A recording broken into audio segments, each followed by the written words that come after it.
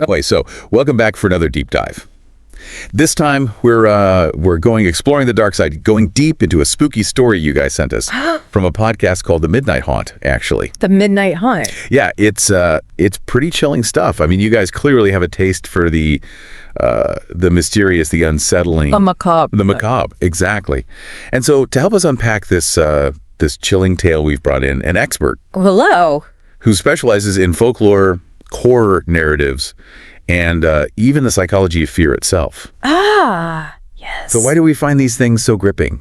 Why do we lean into it? Well, that's the question, isn't it? I think it's fascinating how these stories tap into our deepest, most primal fears.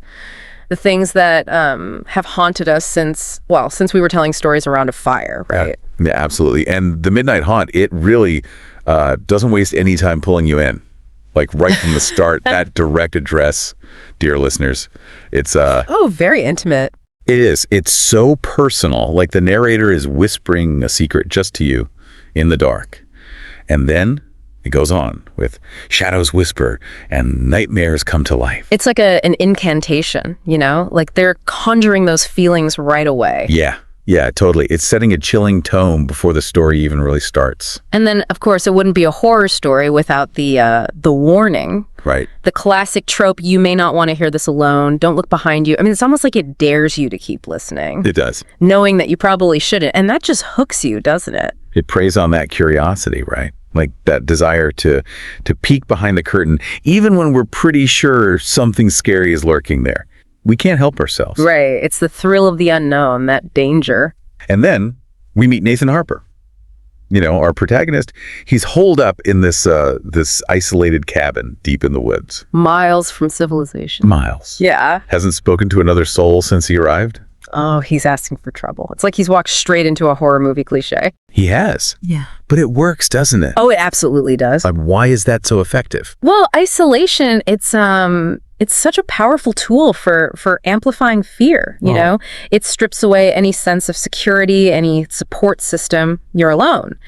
And we're social creatures, aren't we? We crave connection. We do, yeah. And being cut off like that, isolated, it taps into this deep-seated fear of vulnerability. Like being completely alone in the dark. Exactly, just like in The Shining, right?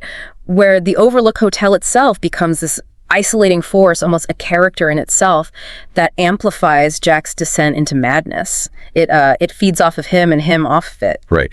And the story of the Midnight Haunt, I mean, it doesn't let up on that atmosphere. We get these really thick descriptions of cold, damp air and thick fog. Oh, it's oppressive. Oppressive, yes.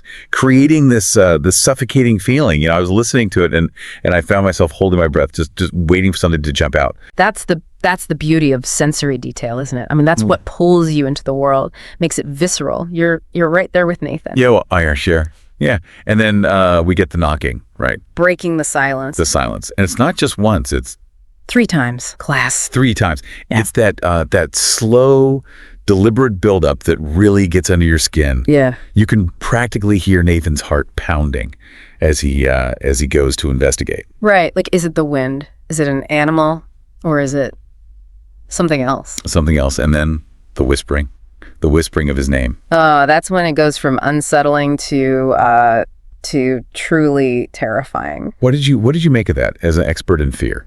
Well, whispering, you see, it personalizes the threat, doesn't it? It's not just some random noise in the dark. It's something intelligent, something malevolent, and it knows his name. It knows him. Yes, and that shift from the unknown to a specific target, that's pure nightmare fuel right there. It's like those chilling calls in When a Stranger Calls.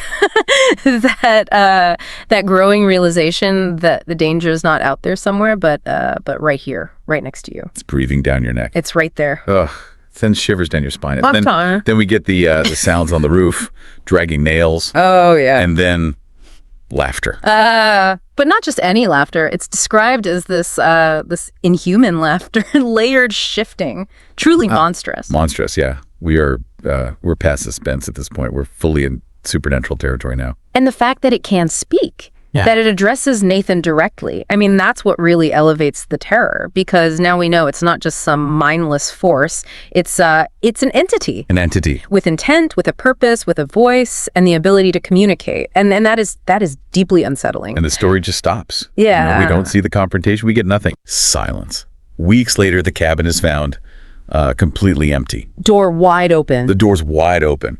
All we have is that final journal entry.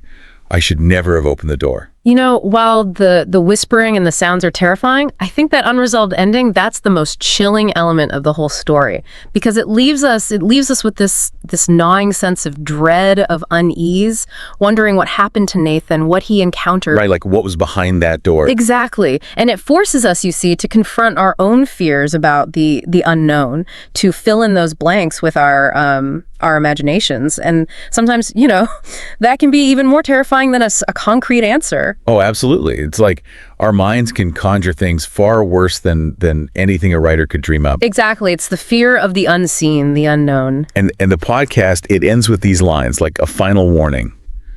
Some doors are meant to stay closed. And this one, some stories have a way of finding you. Chilling. It is chilling. They linger long after the story's ended, suggesting that, you know, maybe the horror might extend beyond the confines of the narrative itself. It's like the evil in the ring, right? It's out there waiting. Exactly. It's that ambiguity that creates lasting dread.